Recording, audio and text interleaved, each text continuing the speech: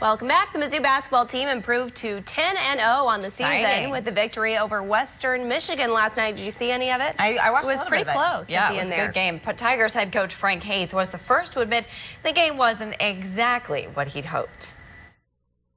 And we had some live ball turnovers and hustle plays they got us on, but that's the kind of team they are. The Tigers allowed 14 Broncos offensive rebounds in the game, in addition to turning the ball over 9 times in the first half alone. Those are two areas we struggle, turnovers and our inability to rebound the ball, and that was just a lack of focus. And we knew, they're the kind of team they're gonna play hard, and those are effort plays, and that's a big part of Western Michigan's mentality, and we gave up a bunch of those. After starting off hot in the first half, Mizzou endured a stretch of more than 6 minutes where the team only tallied 2 points.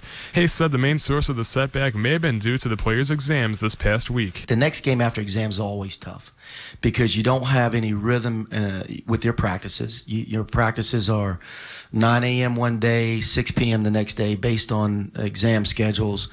Some guys are late for practice. Some guys have to leave early because of study sessions. And that's, and then we had a layoff. We had a whole week layoff. So I think all those things play they factor in. Our execution was poor. You could see us, we couldn't hold on to the ball early. We got the ball knocked out of our hands.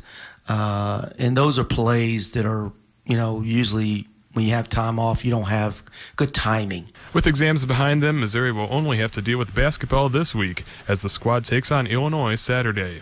We can get them in early and do some, obviously some strength conditioning, some individual stuff. We're not going to overdo it, but there's some more film time. We can really prepare this week. Clayton Canis, KOMU 8 Sports, Columbia.